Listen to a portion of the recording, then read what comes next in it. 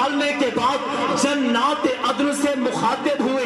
مخاطب ہو کر رب نے فرمایا اے جنات عدن ذرا سن لے, تجھ میں اس کو داخل کروں گا جس کے دل میں ابو بکر کی محبت ہوگی. میں نے کہا کون ہے ابو بکر؟ جب سب تکفیر کر رہے تھے, جو تصدیق کر رہا تھا اسے ابو بکر کہتے ہیں. جب سب انکار کر رہے تھے, جو اقرار کر رہا تھا اسے ابو بکر کہتے ہیں.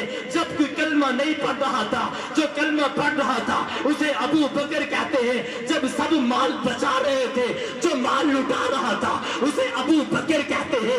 جو مال قربان کر رہا تھا اسے ابو بکر کہتے ہیں. جس کی بیٹی نبی کے گھر میں ہے اسے ابو بکر کہتے ہیں. جو پہلا کارکن ہے اسے ابو بکر کہتے ہیں. جو پہلا ورکر ہے اسے ابو بکر کہتے ہیں. جو روزے میں آج بھی نبی کے ساتھ سویا ہوا ہے اسے ابو بکر کہتے ہیں.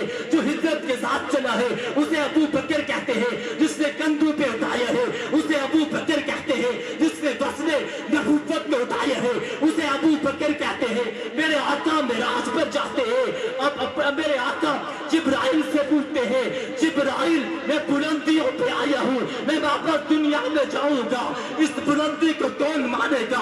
بیت اللہ کو کون مانے گا؟ سدرۃ المنتہا کو کون مانے گا؟ کہا آقا جو سب سے پہلے آپ کی تصدیق کرے گا وہ ابو بکر ہوگا. میرے آقا نے فرمایا ہے جب جنت, جب قیامت قائم ہوگی سبھی لوگ اکٹھے ہوں گے, سبھی اکٹھے ہوں گے, میدان محشر کا دن ہوگا, نسا ناسی ہوگی. میرے آقا سر سجدے میں رکھ دیں گے, اللہ کہے گا ارفع راسک یا محمد, میرے محمد سر سجدے سے دے اٹھائیے نا. میرے آقا سر سجدے سے اٹھائیں گے, اللہ فرمائیں گے محبوب مانگتا کہے, اللہ مانگنا چاہتا ہوں حساب کو جلدی شروع کر.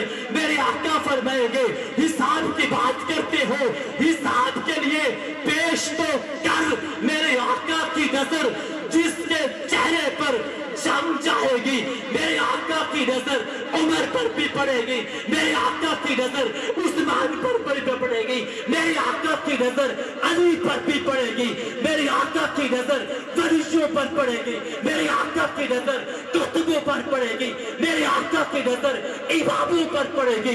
لیکن